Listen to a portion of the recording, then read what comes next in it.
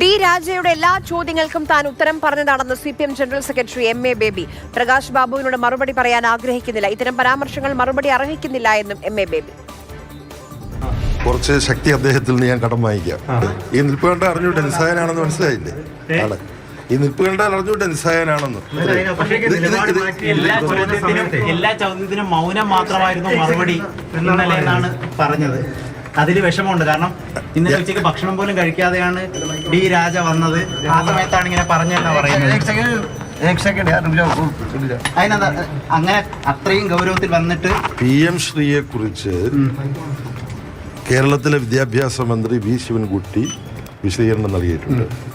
അത് CPI ഓഫീസിൽ പോയി ബിനോയ് വിശ്വത്തെ അറിയിച്ചിട്ടുണ്ട്. ഇന്നലെ CPIയുടെ ജനറൽ സെക്രട്ടറി ഇവിടെ വന്നു. ഞങ്ങൾ തമ്മിൽ സംസാരിച്ചു.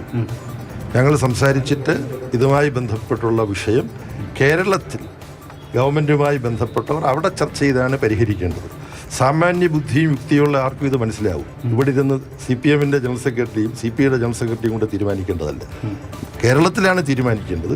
കേരളത്തിൽ തീരുമാനിക്കുന്നതിന് എന്ത് സഹായം അഖിലേന്ത്യാ നേതൃത്വത്തിൽ നിന്ന് ആവശ്യമുണ്ടോ അത് ഡി രാജയും ഞാനും നൽകും. ഡൽഹിയിൽ നിന്ന് അർജുൻ പീതാംബരൻ നമുക്കൊപ്പം വിവരങ്ങളുമായി ചേരുന്നുണ്ട്. അർജുൻ, ഇന്നലെ പ്രകാശ് ബാബു സംസാരിച്ചപ്പോൾ MA ബേബിയെ വിശേഷിപ്പിച്ചത് 2 വാക്കുകൾ ഉപയോഗിച്ചാണ്. ഒന്ന് ഇന്നെബിലിറ്റി, അതോടൊപ്പം ഹെൽപ്ലെസ്നെസ്.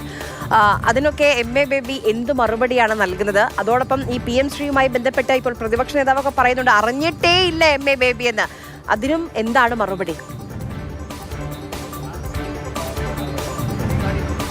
ആര്യ, ഈ CPIയുടെ പ്രത്യേകിച്ചും പ്രകാശ് ബാബുവിൻ്റെ അടക്കം പ്രതികരണങ്ങളോട് വളരെ പുച്ഛത്തോടെ അതിനെയെല്ലാം തള്ളുന്ന ഒരു സമീപനമാണ് MA ബേബിക്കുള്ളത്. അതായത് താൻ നിസ്സഹായനായി നിൽക്കുന്ന ഒരു അവസ്ഥ നിങ്ങൾക്ക് നോക്കിയാൽ കണ്ടൂടെ എന്നുള്ള തരത്തിലാണ് അദ്ദേഹത്തിൻ്റെ പ്രതികരണമുള്ളത്. പക്ഷേ ഇന്നലെ ഡി രാജ ഇവിടെ CPMൻ്റെ ആസ്ഥാനത്തേക്ക് എത്തിയിരുന്നു. അദ്ദേഹം ചോദിച്ച എല്ലാ ചോദ്യങ്ങളോടും അദ്ദേഹത്തിൻ്റെ എല്ലാ ആശങ്കകളോടും കൃത്യമായ മറുപടി താൻ നൽകിയെന്നാണ് ബേബി പറയുന്നത്. അതായത് പ്രകാശ് ബാബുവിൻ്റെ വാദങ്ങളെ പൂർണ്ണമായിട്ടും തള്ളുന്നുണ്ട്.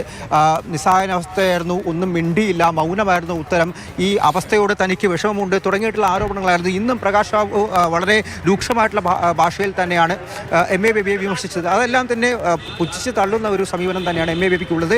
അതിനപ്പുറത്തേക്ക് ഈ PM ശ്രീ എന്ന് പറയുന്ന വിഷയം അത് സാമാന്യ ബുദ്ധിയുള്ളവർക്ക് മനസ്സിലാകും, കേരളത്തിൽ തന്നെ ചർച്ച ചെയ്ത് പരിഹരിക്കേണ്ട ഒരു കാര്യമാണെന്നും അതിനു വേണ്ടിയിട്ടുള്ള സഹായങ്ങൾ കേന്ദ്ര നേതൃത്വങ്ങൾ നൽകും. അതിപ്പോൾ CPMൻ്റെ ആയാലും CPIയുടെ ആയാലും എന്നാണ്. പക്ഷേ CPIക്ക് ഈ കാര്യത്തിൽ വളരെ വലിയ ആശങ്ക തന്നെയാണ് ഉള്ളത്. അക്കാര്യങ്ങളൊക്കെ തന്നെയാണ് ഇന്നലെയും ഇവിടെ ഡി രാജ നൽകിയത്.